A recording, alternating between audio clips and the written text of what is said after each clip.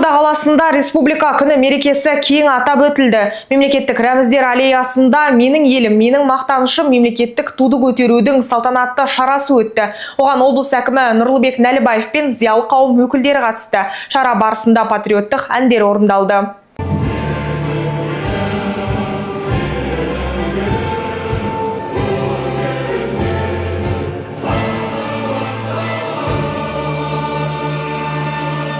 Мемлекеттік рәміздер аллеясында ине шаншар жер жоқ. Мереке қарсаңында ту көтерудің салтанатты шарасына арнайы қызылордалықтар барлық жұмыстарын қойып осында келген секілді. Келгендердің қатарында зиялы қауым өкілдері де бар. Қазақстан декларациясының қабылданғанына 35 жыл.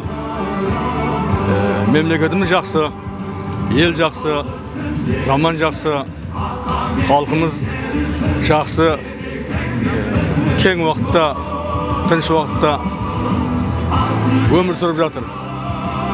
Сондықтан еліміздің келешегі жақсы болуына, мемлекетіміздің дамуына,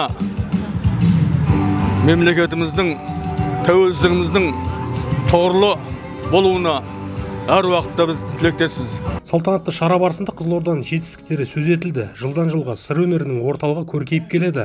Тұрғындар мұндай мерекенің атап өтілуі маңызды дейді. Жалпы бұл күннің салмағы өте ауыр. Өткен себебі талай ғасыр сонау Алтын Орда ыдырағаннан бастап біздің ата-бабаларымыз осы азаттықты армандады, егемендікті армандады. Кешегі хандық дәуірде де ел үшін жанын қиған талай қаһармандардың барлығының негізгі ойы осы азат елдің іргетасын қалау болатын. Сол арманның бүгін орындалған күні, сондықтан қазақ үшін бір ұлы мереке. Сол мереке құтты болсын. Әрдайым осы егемендіктің қадірін біліп, көк туымызды көкте желбіретіп жүре берейік, қазақ елі аман болсын. Салтанатты шара барысында бір топ бала домбырамен күй орындады, патриоттық әндер де орындалды. Жаңғал Исқақ, Бақытжан Ахметов, Жасұлан Бақытбекұлы, 77 News.